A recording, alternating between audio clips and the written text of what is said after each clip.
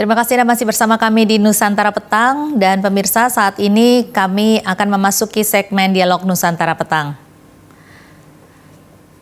Ya, pemirsa, kasus gagal bayar Koperasi Simpan Pinjam Indosuria Cipta terus bergulir. Kini KSP Indosuria yang berstatus penundaan kewajiban pembayaran utang atau PKPU sedang berupaya mengajukan perdamaian melalui restrukturisasi utangnya yang diperkirakan mencapai 10 triliun rupiah dan bahkan lebih. Profesor Otto Hasibuan, kuasa hukum dari kreditur Aliansi Korban KSP Indosuria, mengaku heran dan tidak masuk akal dengan status PKPU mengingat kewajiban utangnya yang sangat besar. Lalu bagaimana nasib uang atau dana para nasabah, dan apa kata para nasabah atau korban dari kasus gagal bayar Koperasi Simpan Pinjam Indosuria ini? Untuk membahasnya kita sudah bersama dengan salah satu korban gagal bayar Indosuria, Bapak Iman Santoso. Selamat sore Pak Iman.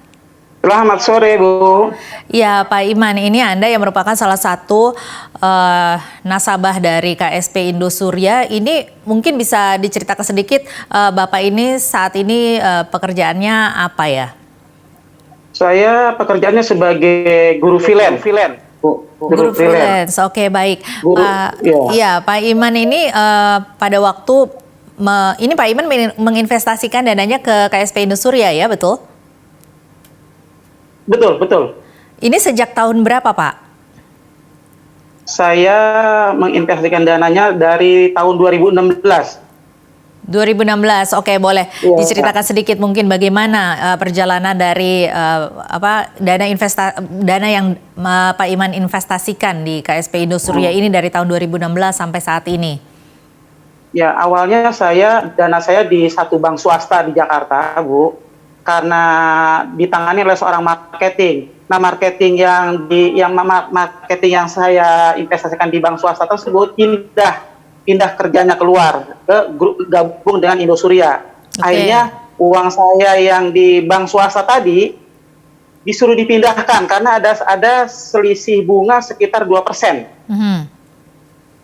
Dari kalau yang di bank itu, Pak Iman, ini berapa bunga imbal hasil keuntungan bunganya ini berapa persen, dan yang dijanjikan berapa persen?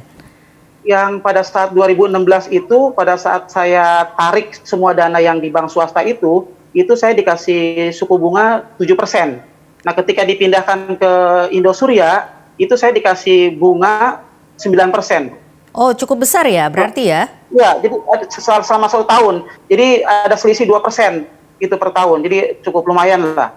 Nah, ini kenapa kok Pak Iman mau aja gitu berpindah ke situ? Nah, ini awalnya kan tadi saya bilang tadi, saya investasikan di bank swasta ditanganin oleh salah satu marketing di bank swasta tersebut. Akhirnya dia keluar. Nah, oleh marketing saya dihubungkan ke marketing Indosuria. Oleh marketing yang bank swasta tadi, yang sama-sama dia keluar dari bank swasta tersebut, akhirnya saya direferensikan ke marketing Indosuria. Akhirnya saya disuruh ketemuan lah di kantor Indosuria di Kelapa Gading. Nah, setelah ketemuan tersebut saya dikasih brosur. Brosurnya cukup menjanjikan, Bu, karena kalau saya perhatikan, itu grup Indosuria itu sudah berjalan 30 tahun. Dengan saya lihat gedungnya juga ada Wisma Indosuria, ada Plaza Indosuria. Jadi saya sebagai calon nasabah cukup meyakinkan, dan marketing juga memberikan satu penjelasan bahwa dana tersebut dijamin oleh OJK pada saat itu. Ternyata informasi tersebut setelah ada informasi gagal bayar, tapi ternyata informasi itu tidak benar. OJK menolak bahwa KSP Indosuria tidak dijamin oleh OJK. Makanya saya agak kaget pada saat itu. Jadi sebenarnya awalnya ini karena iming-iming pertama mungkin imbal hasil keuntungan bunga yang cukup besar, kemudian juga dari nama Indosurianya yang sudah cukup lama juga begitu ya, dari nama besarnya, sehingga Pak Iman ini percaya begitu ya? Betul, Bu, betul. Nah, kemudian awal-awalnya ini semuanya berjalan dengan lancar saja?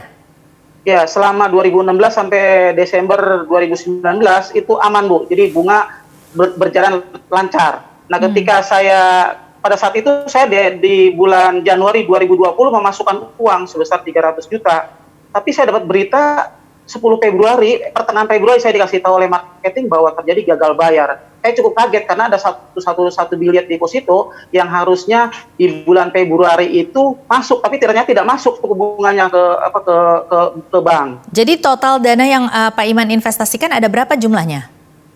Total dana beserta bunga sampai April 2020 itu 2.309 juta rupiah. 2.390 juta rupiah, cukup besar juga ya.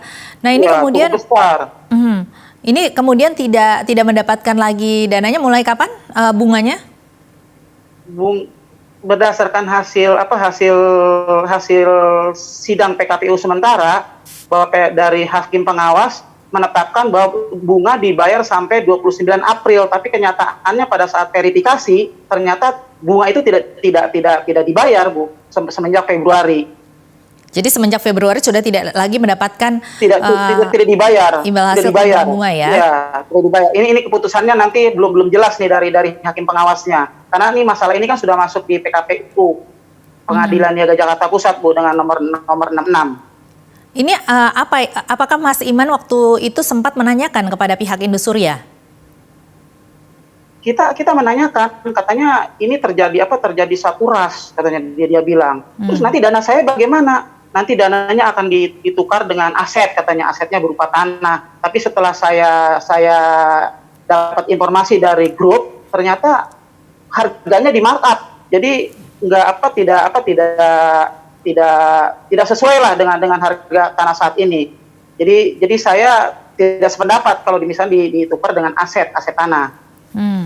Ini tapi awalnya Pak Iman tahu tidak sebenarnya bentuk dari Indosuria ini adalah koperasi bukan bank? Ya, betul. Jadi awalnya ini saya kan diarahkan ke finance ya, Bu ya. Saya pikir itu finance ya, tapi setelah begitu uang saya udah masuk di transfer, ternyata dia dimasukkan ke KSP. Nah, saya juga cukup kaget ya, Bu ya. Tapi karena ini adalah mantan dari marketing bank swasta yang saya ikutin 10 tahun yang lalu, makanya saya percaya dong. Karena ini yang bawa mantan marketing dari bank swasta yang bergabung dengan grup Indosuria. Tetapi ini sebenarnya sudah berjalan hampir 4 tahun ini atau sudah 4 tahun aman. Aman-aman saja ya. Hampir 4 tahun suku bunga dibayar, Bu. Hampir 4 tahun sampai 2019 Desember itu masih dibayar. Ada Januari juga masih dibayar. Januari masih dibayar suku bunganya. Tapi ketika Februari ada suku bunga yang lain, itu ternyata tidak masuk suku bunganya. Nah ini kemudian apa yang reaksi dari pihak Indosuria sendiri seperti apa? Setelah adanya beberapa nasabah yang kemudian menuntut haknya seperti itu.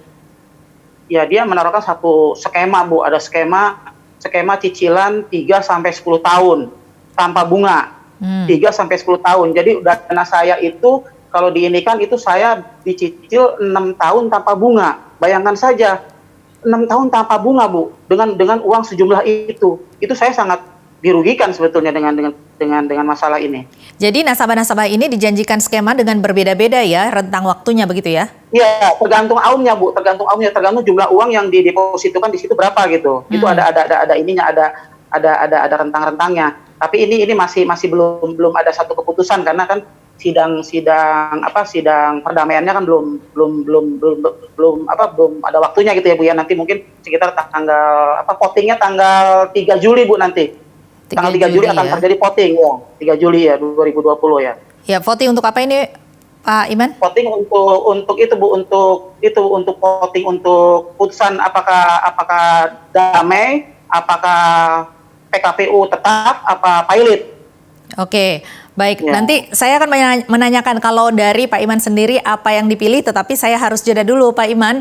Nanti dijawab nanti lagi. Baiklah, pemirsa, Nusantara Petang masih akan kembali dengan Dialog Nusantara Petang usai jeda berikut ini.